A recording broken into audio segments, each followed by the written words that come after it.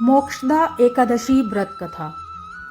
मोक्षदा एकादशी का महत्व। धर्मराज युधिष्ठिर कहने लगे कि हे भगवान, मैंने मार्गशीर्ष कृष्ण एकादशी अर्थात उत्पन्ना एकादशी का सविस्तार वर्णन सुना। अब आप कृपा करके मुझे मार्गशीर्ष माह के शुक्ल पक्ष की एकादशी के विषय में भी बतलाइए। इस एकादशी का क्या नाम है तथा इसके व्रत का क्या विधान है, इसकी विधि क्या है, इसका व्रत करने से किस फल की प्राप्ति होती है, कृपया ये सब विधान पूर्वक कहिए। भगवान श्री कृष्ण बोले, मार्गशीर्ष माह के शुक्ल पक्ष में आने वाली एकादशी को मोक्षदा एकादशी कहा जाता है।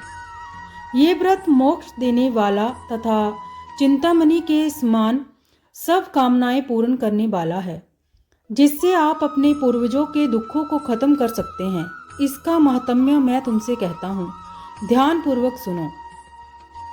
मोक्षदा एकादशी व्रत कथा। गोकुल नाम के नगर में बेखानस नाम का राजा राज्य करता था। उसके राज्यों में चारों वेदों के ज्ञाता ब्राह्मण रहते थे।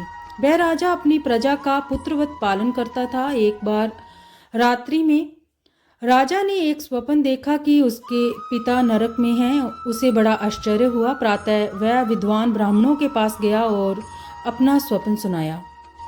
कहा, मैंने अपने पिता को नरक में कष्ट उठाते हुए देखा है। उन्होंने मुझसे कहा कि हे पुत्र, मैं नरक में पड़ा हूँ, यहाँ से तुम मुझे मुक्त कराओ। जब से मैंने ये वचन सुने हैं तब से मैं बहुत बेचैन हूँ। चित्त में बड़ी अशांति हो रही है। मुझे इस राज्य, धन, पुत्र, स्त्री, हाथी, घोड़े आदि से कुछ भी सुख प्रतीत नहीं होता। क्या करूं?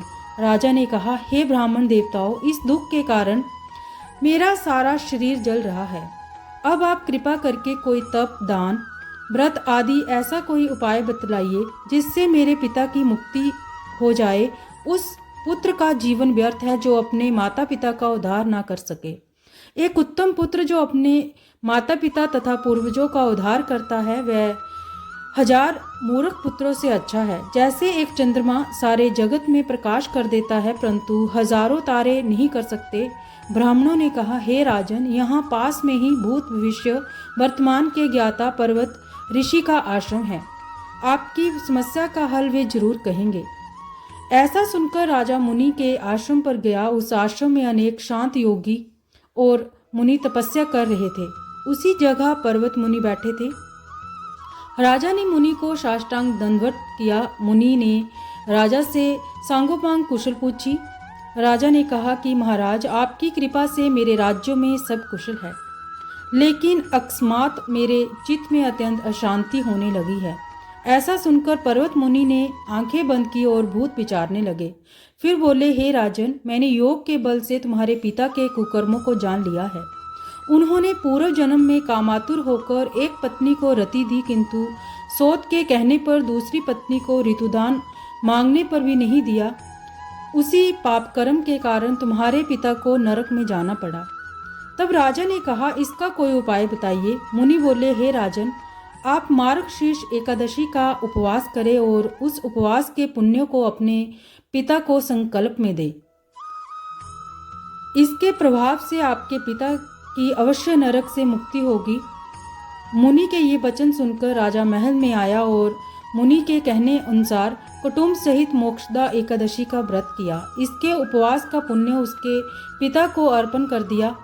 इसके प्रभाव से उसके पिता को मुक्ति मिल गई और स्वर्ग में जाते हुए वे पुत्र से कहने लगे कि हे पुत्र, तेरा कल्याण हो। ये कहकर स्वर्ग चले गए। मार्गशीर्ष मास की शुक्ल पक्ष की मोक्षदा एकादशी का जो व्रत करते हैं, उनके समस्त पाप नष्ट हो जाते हैं। इस व्रत से बढ़कर मोक्ष देने वाला और कोई व्रत नहीं है। इस दिन गीता जयंती मनाई जाती है। साथ ही ये धनुर्मास की एकादशी कहलाती है। अतः इस एकादशी का महत्व कई गुना और भी बढ़ जाता है। इस दिन से गीता पाठ का अनुष्ठान प्रारंभ करें तथा प्रतिदिन थोड़ी देर गीता अवश्य पढ़े। तो ये थी आज की हमारी मोक्षदा एकादशी व्रत कथा।